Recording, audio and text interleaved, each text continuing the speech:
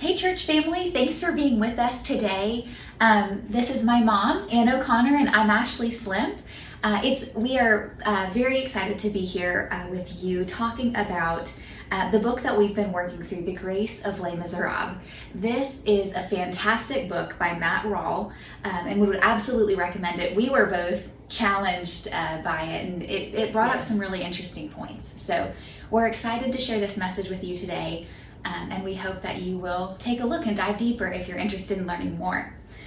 So today's lesson, as we approach Good Friday and we start thinking about Holy Week and the culmination of everything that's happened leading up to Easter, Rawle makes some very interesting points about the parallels between the story of Les Mis and the story of Holy Week and Jesus' story.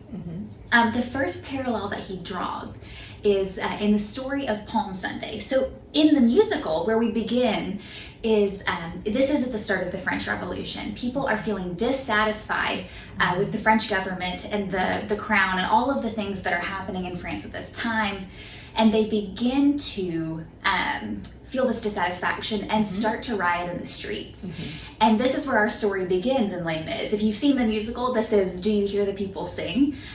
Where we see the young people, the students, start to gather together and build barricades and essentially start this revolution. Similarly, as Jesus is riding into town on Palm Sunday, and people are getting excited, they're seeing him, the crowd, the energy in the crowd is growing in the same way that it did in Les Mis. They're laying down coats at his feet, they're laying down palm branches for the donkey he's riding to walk over. We see these parallels in the way that the crowd is getting excited, we're feeling those emotions, and we know that a leader is coming into town. So Jesus rides into town. In the Gospel of Luke, we see this story, and we understand that the Roman government is starting to feel uncomfortable with this. Understandably so. This is a man who has relatively quickly grown in popularity. They claim that he's been king, and in the story of Palm Sunday, we see that the crowd calls, for him to be a leader. There's even some thoughts that he may become a political leader, and the Roman government begins to feel threatened. Right. So we see this threat in the country's leadership as they worry that Jesus may try to start an insurrection and basically overthrow the government. And so that's why the Romans begin to feel this discomfort with the whole situation that's happening. So the Romans stop Jesus as he's riding into town and say, tell your followers to be quiet. They're singing, they're shouting, they're praising him. And Jesus says in Luke 19:40, if these followers were silent, the stones would shout. As a Roman, I could understand that to be terrifying, because that claim is essentially a measure of how Jesus is saying, no matter what you do, no matter what you tell these people to do, no matter how you try to stop me, I will prevail. Even if it's the stones that are, celebrating the end of the city, this is going to happen. And I think the author points out that Jesus even recognizes the significance of the moment. And he's aware of how significant these events are as he moves into Jerusalem. Maybe not even the crowd is aware, but he's aware of what the events will, the events that may happen, and how significant that will be really for all humankind. So Jesus is thinking about how this may unfold, and even though no one else is aware, it sounds like he's prepared for the significance of the things that are going to happen. It's an interesting parallel because this again sort of sets the scene for our Holy Week story. And we see again the parallel between the crowd growing in emotion. We know something big is about to happen in Les Mis, as well as in the story of Holy Week. In Jesus' story, we also see, following Palm Sunday, how the tone very quickly begins to change as this tension grows, and people begin to feel uncomfortable. We're seeing the same sort of tensions in Les Mis that now we are in the Bible as well.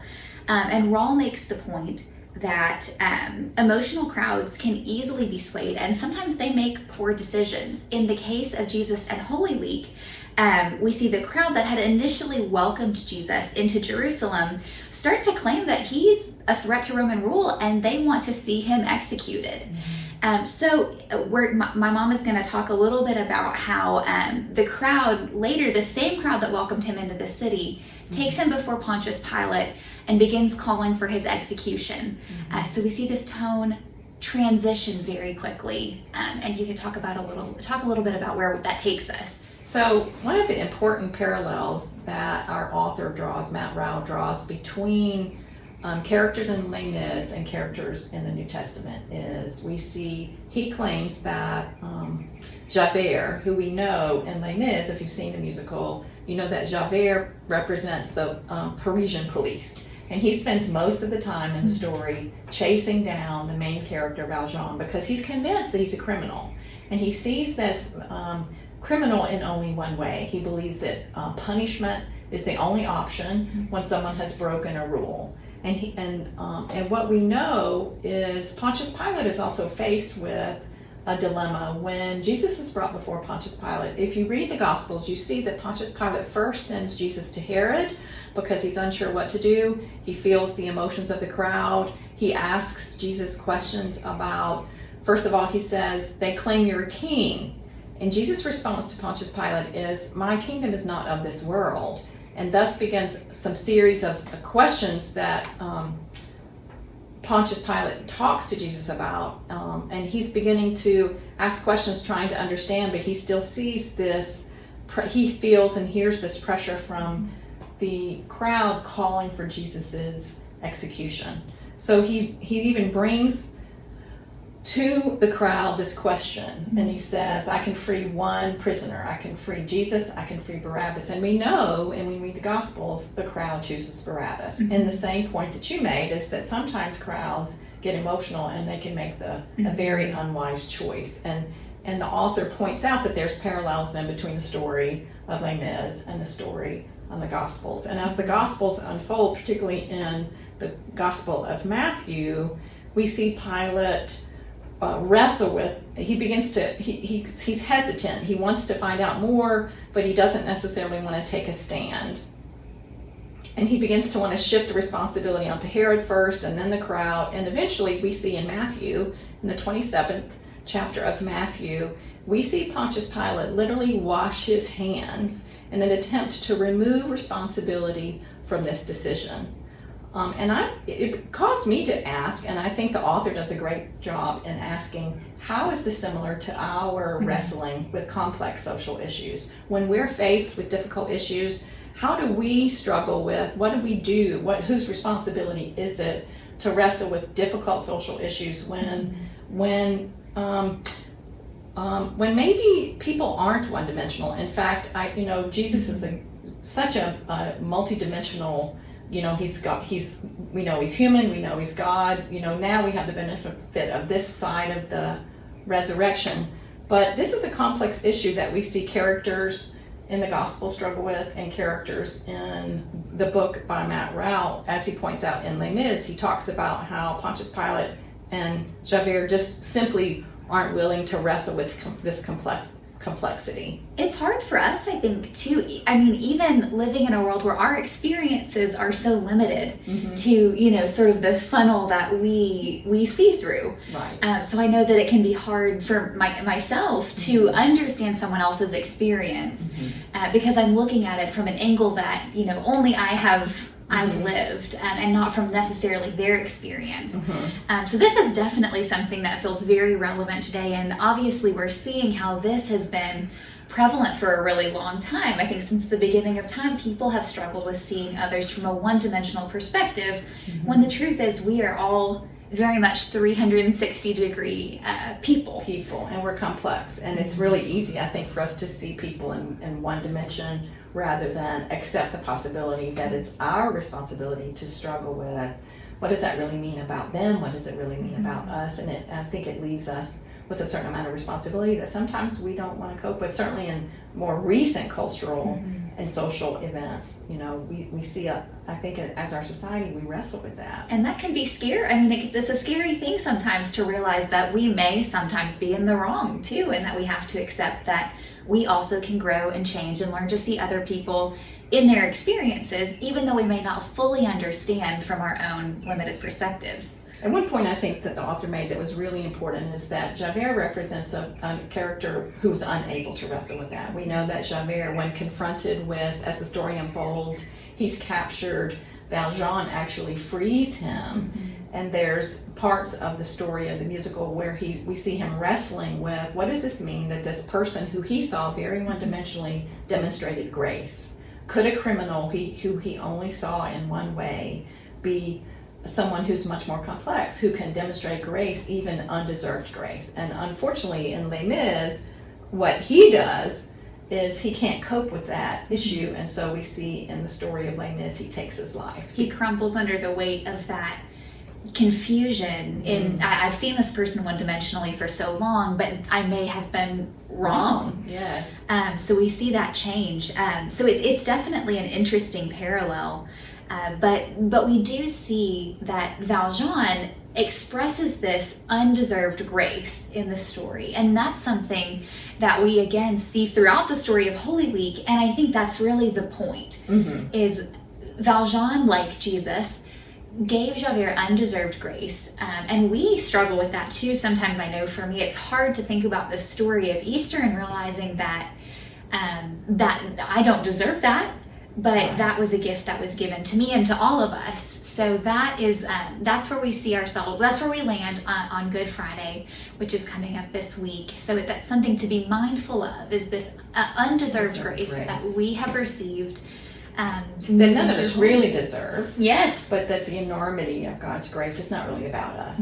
It's really about how much God loves us, demonstrated through Christ's sacrificial act. Yes. And that he didn't hesitate to basically pay for all of our punishment that we deserved. And I think I see, as your point is, I see a lot of people, including all of us, struggle with, what does that mean? Even if I don't deserve it, can I accept this gift of grace? That in the story of Les Mis, he wasn't able to live with this gift of grace that had been offered to him. But we're challenged to not only live, but maybe also serve others and provide that graceful act of sacrifice to others as well. So we've been called to share the gift that we've been given. So that's a wonderful point. Thanks for making that point. So as we enter this thoughtful time of Good Friday, and we're facing the choice of how can we continue to live in a way that we can show sacrificial grace to others and give of this gift that we've now received. We challenge you to think about that this week and consider some ways that you might be able to live into this story and share that with others. Ralph Skinner did give a very great example of something tangible that we can do. That our church participates in. That our church does really well in a recent study that he led. If you're looking for a way to get involved, consider helping out with the fish pantry. It's a wonderful ministry that our church participates in that helps to feed families in Knoxville and surrounding areas. So it's great. You can come and you can help to pack bags. You can deliver. You can be part of the community that reaches out. I know that I have been graced in the last several months when I've had the opportunity to deliver groceries through the fish pantry. Really, to be honest, it's given more to me than I feel like I'm giving to other people. You know, that I think we're blessed when we give to other people, and it's really helped me become much more aware that Knoxville is a real diverse community. There are a lot of people who need simple, offers of grace, bags of groceries, a smiling face. And so we would challenge you to think about how you might reach out in a loving, graceful way in our community, whether it's through the fish pantry, whether it's through another act of service or a demonstration of God's sacrificial love, and how you can pour that out into your corner of the community or partner along with members of Middlebrook Pike and become part of the fish pantry. It's been a real blessing and a privilege to offer this devotional to you, and we invite you to move into the services that will be available during Holy Week as Easter approaches. We offer you and pray for you a blessed Easter.